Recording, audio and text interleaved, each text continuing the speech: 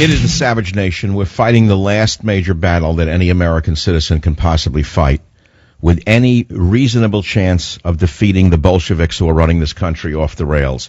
And that is the ultimate battle. It's the battle for the heart and soul of America. Because as you are fighting the Obamacare battle, which has already been lost, and it's been lost, I remind you, no matter what you may think, because it's the law, it was held up by the Supreme Court, it will implode on its own volition. But the battle that has not yet been won by the Bolsheviks and their carrier, their water carrier, Obama, the battle that they have not yet won is the battle to grant amnesty to, what, they say 11 million? Well, that's like saying you can keep your health plan. No, it's not 11 million. It's 50 to 60 million. It's any number they want to bring in from their home countries. No, you can fight it. You can stop it. You can picket every Republican who's turning a coat. You can picket every Republican who's turning coat. You can picket every Democrat who thinks that they own you. Is there not a liberal out there who agrees with me on this? You know, there are many liberals who disagree with me on social policy, but agree with me on fiscal policy. They don't understand this is fiscal policy. Opposing amnesty for illegal aliens is fiscal sanity. Granting amnesty to illegal aliens is fiscal insanity. The only people who will benefit are those who benefit from cheap wages. So that's why they're pushing it. That's why the little zooks. That is why NBC, CBS. That is why the hotel chains. That is why the factories. Now, I have nothing against people from any country, by the way. I'm an immigrant son. I'll repeat it over and over again. Maybe you don't want to hear it.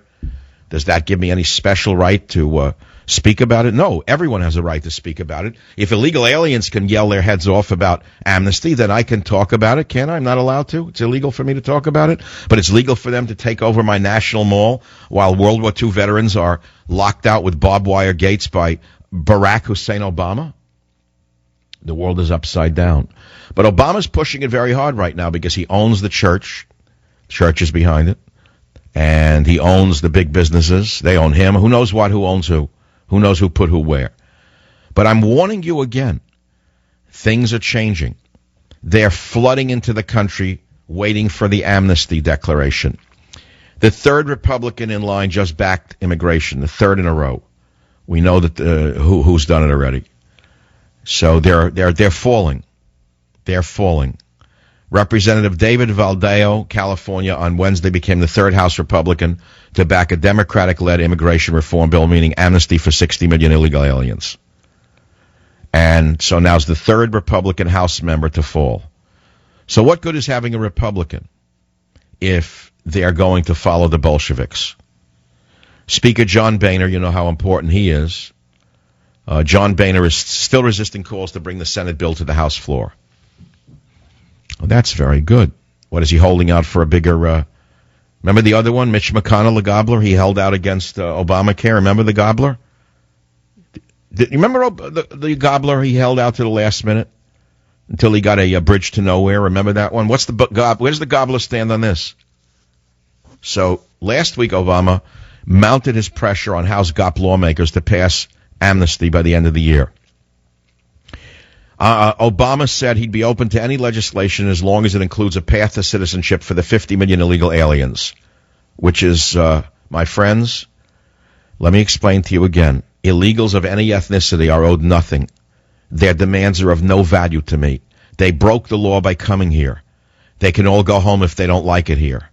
We should not reward illegals by giving them legal status while millions of law-abiding would-be immigrants are standing on line for years.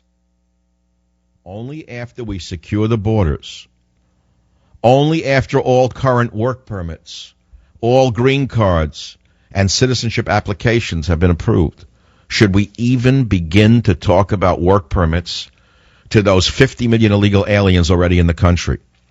Under no circumstances should these illegals be added to the welfare rolls. They should not be given any state or federal benefits, no SNAP benefits, no medical care. But I'm sorry to tell you, right now, the 20 million illegals in the state of California alone are sucking us dry.